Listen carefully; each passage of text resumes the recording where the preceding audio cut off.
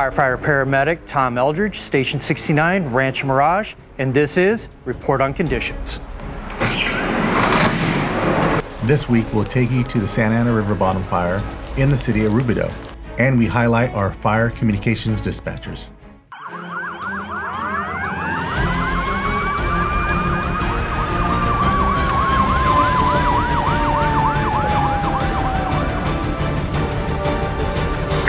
Stand by for reporting conditions. Hi, and thank you for joining CAL FIRE Riverside County Fire Department Report on Conditions. I'm Captain Richard Cordova. Last week, from July 18th through July 24th, our firefighters responded to 3,750 calls for service. Included in those calls were 2,905 medical emergencies and 125 fire-related calls. Of the fire calls, 39 were vegetation fires and 17 were structure fires. Let's dive into a few highlighted incidents from the past week. On Monday, July 18th, firefighters were dispatched to a residential structure fire on the 37,000 block of Old Forest Road within the community of Anza. The first arriving unit reported an abandoned single-story family residence fully engulfed in flames and threatening nearby vegetation. With the threat extending to federal land, a response was sent from the United States Forest Service to assist. The fire was contained to a residential structure and deemed a complete loss. Firefighters remained on scene for 3 hours to perform overhaul. No injuries were reported to civilians or firefighters. On Tuesday, July 19th, firefighters received multiple calls of a vegetation fire near the San Gregorio Avenue and eastbound Interstate 10 freeway in Banning. The first arriving unit reported light flames within grass running parallel to the freeway. Fortunately, firefighters were able to stop the forward rate of spread at a quarter acre before lane closures were needed. Units remained for an additional hour to perform mop-up and fire containment.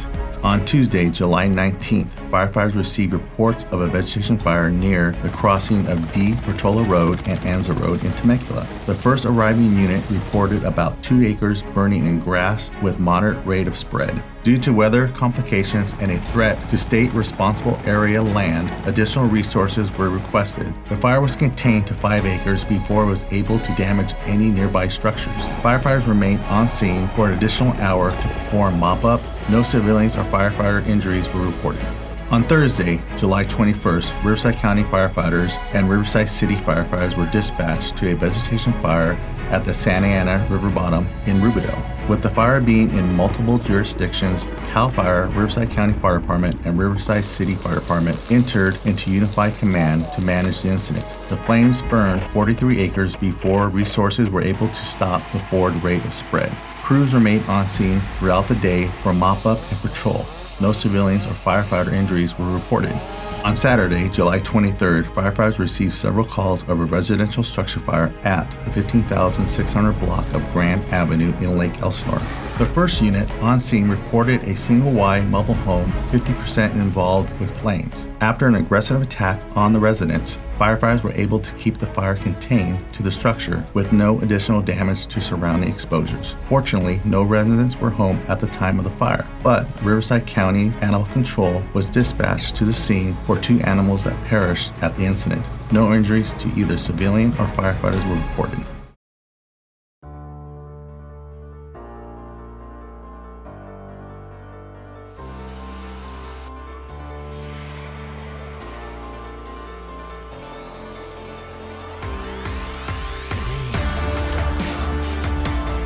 The Riverside County Fire Department is currently enrolling volunteer reserve firefighters and other vital volunteer roles.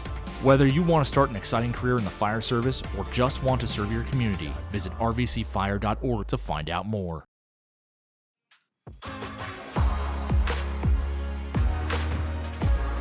Our partners at the National Fire Protection Association have put together a comprehensive guide to help us protect our pets. Let's take a look at the tips that can potentially help save our furry friends' lives. We all love our pets. If you're a pet owner, chances are you've thought about what would happen to your furry friend in the event of a fire. We'll go over some of the ways you can keep your pet safe from fire and related hazards in and around the home. Welcome to Learn Something New by NFPA Journal.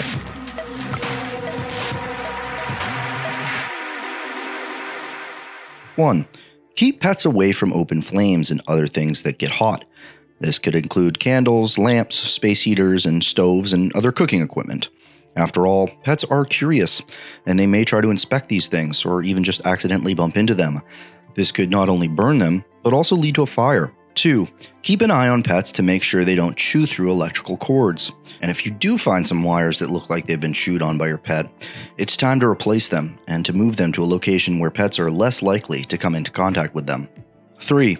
If you live in an area where wildfires are a risk, include your pets in your family's evacuation plan. This could be as simple as packing a small, lightweight kit for each pet that includes food, medicine, and other essentials. 4. If you have a fireplace, consider establishing a pet-free zone extending about 3 feet from that fireplace.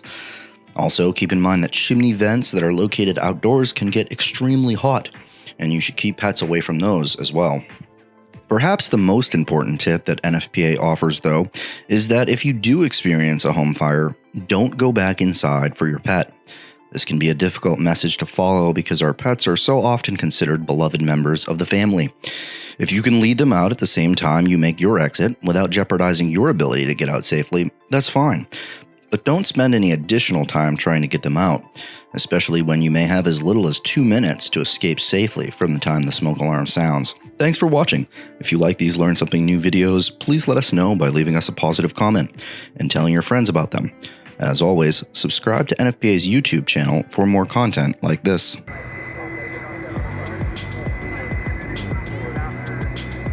This week, we'd like to give our strong work to the amazing dispatchers at the Paris Emergency Command Center. Every day they process around 500 calls, helping residents through some of the toughest moments of their lives. Here's one of the many calls our dispatchers has handled on a regular basis. I remember going for the walk, and we'd been walking, every day for a month or so. And we had been picking up the pace a little bit every day, getting a little faster and faster. And he didn't complain about lightheadedness or anything. He just seemed normal on the walk. I stopped in the kitchen to start breakfast, and I looked out and he was holding onto the chair on the patio, but he was shaking like this. And I thought, what the heck is he doing? And I hauled out, and down he went with the chair. And I just thought, I have to call 911. My husband collapsed and he's convulsing and his face is all red. I don't know if he's breathing. I'm okay, so let me see his chest rise. Stay down for me, okay? We just came in from a walk and he came on the patio and I saw him from the kitchen kind of lean over a chair and then he just went down. And can you still see or hear any breathing? No. Okay, we're gonna start CPR, okay? Oh, God. Listen carefully onto how to do chest compressions. So I want you to place the heel of your hand on the breastbone. Yeah. Right between the nipples and the other hand on top of that hand. Yeah. Okay, we're gonna pump the chest hard and fast, at least twice per second, 2 inches deep. Okay. You gotta let the chest come all the way up into your pump. We're gonna do this until they can take over. 1, 2, 3, 4. 1, 2, 3, 4. 1, 2, 3, 4. 1, 2, 3, 4. 1, 2, 3, 4. 1, 2. Is he breathing? Yeah. Are they there? Yes, they're here. Okay, I'll let you go take and talk to them. Thank you. All I kept thinking was, okay, how are we going to get this man home with his wife? To get him out of here. I remember that call very well. It was one of my first calls by myself. I've gotten a few cardiac arrests before, but that was a pretty big one, I remember, because she mentioned they were supposed to go back to Canada. And I remember thinking, that's so sad. They're on vacation and, I just wanted him to make it back home. So called 911. Got an amazing lady on phone. I don't know her name. I wish I did. So we don't get they made it, they're okay. Sometimes you just hang up and then you don't know what happened and you go on to the next one. It's one of those things where you have to kind of move on and go on next. But there's certain calls that kind of stick with you. And it just so happened that this one was one of those calls for me where I was very invested. And you have to kind of accept the fact that you're not always going to get that closure. Sunday morning, we got up and we normally go for a walk around the circle here. So we went out to do that, came home, and he didn't complain about I'm very happy they made it home. or anything. And that I want them to know that it was very special. It was very special to me, for me to know that they made it home and to see their face, and that I'm very happy that I was the one that got their call. because it was one of my first calls, so it's one of those calls that I know is going to stick with me. And it did stay with me before I even knew the outcome. So just knowing that now, it kind of reassured me as to what I'm doing here. But at the end of the day, I'm just happy he made it home. Like, I'm happy they're back home together.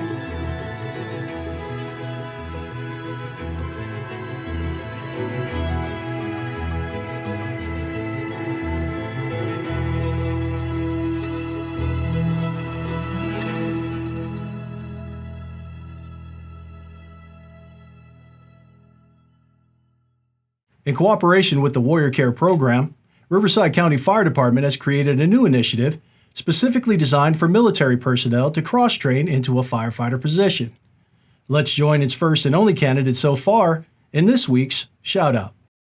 I think I'm just incredibly blessed. 10 years ago, Staff Sergeant Gavin Phillips joined the United States Marine Corps as an infantryman. As his skills and knowledge grew, so did his desire for a challenge. Phillips decided to join the Marine Raider Regiment, an elite group of highly trained, mission-specific Marines serving under MARSOC, Marine Corps Special Operations Command. I wanted to be in a position where I was challenged daily, where I was in a position that I could help people, but also be in like a team environment where I could rely and know that the guys to the left and right of me were reliable and were high quality. Several months ago, Phillips decided his journey with the Marine Corps was over, but he needed a job, a new path. So he started to research and ask around. Of all the feedback that I got back from guys in the fire career path was that they loved what they did. They loved the environment that they were working in, and they were really content and happy with their jobs. Phillips reached out to U.S. SOCOM Warrior Care program for help. And they help us understand the different challenges, whether it's medical, whether it's career, and just getting adjusted to being outside the military. Riverside County Fire Department reached an agreement with U.S. SOCOM Warrior Care program and offered Phillips the opportunity to become a firefighter. Phillips is the first and sole recruit of this newly designed program specifically tailored for military personnel, which offers employment training to candidates before their enlistment ends. Their last 6 months of their active duty time to come in here and cross-train into the fire department. So what that's giving them is that opportunity to come in here and be trained as a firefighter so that they become employable as CAL FIRE employees. Riverside County Fire Department crafted a course of study for Phillips that meets all state and county requirements, but also aligns with his military and family obligations. So what he's going to learn out of this program is everything that CAL FIRE would teach to an entry-level firefighter. We're giving him an EMT class. We're going to give him, right now, he's on a pace to complete the CAL FIRE Basic. We want to put all of our military folks through similar training, whether it's structured like this or whether we have to scale it down. We want to still give them that opportunity to see what that's like. Phillips studies EMT courses online and frequents the Ben Clark Training Center for additional courses and skills training. Today, CPR for first responders is on deck. I'm going through EMT classes.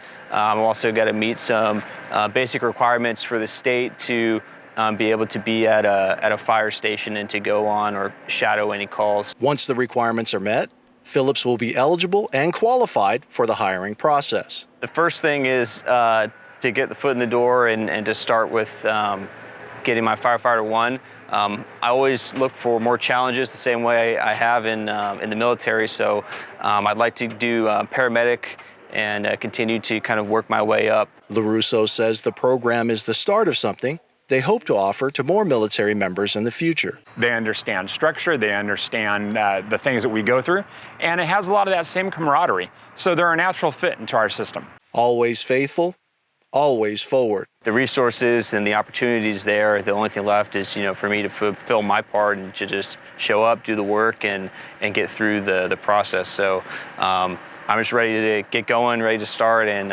extremely honored to be able to join the fire service and to be able to work with these guys.